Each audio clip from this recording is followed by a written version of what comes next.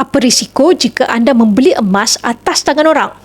Ramai yang nak cepat, nak mudah, nak jimat.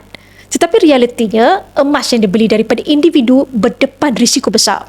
Selain kemungkinan ditipu, anda mungkin terbeli emas yang telah disenarai hitam, sama ada emas curi atau hasil rompakan. Setiap emas keluaran Public Gold mempunyai nombor siri unik dengan sijil ketulinan.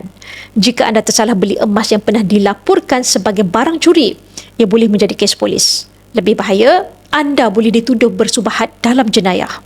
Persoalannya, bolehkah anda memeriksa sama ada emas yang dibeli daripada individu itu bukan emas curi? Jawapannya tidak boleh. Sebab itu lebih baik beli emas daripada syarikat yang dipercayai dan bereputasi tinggi.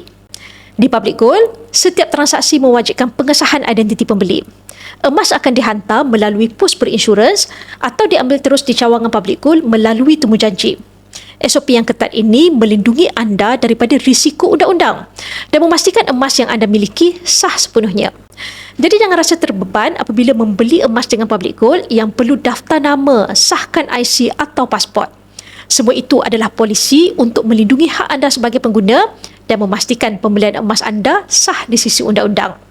Bagi yang berminat untuk membeli emas dengan cara yang selamat dan telus, anda boleh isi borang sign up di bio saya atau PM untuk saya bantu anda daftar sebagai ahli dan bimbing anda dalam langkah-langkah simpanan emas yang terbaik untuk anda.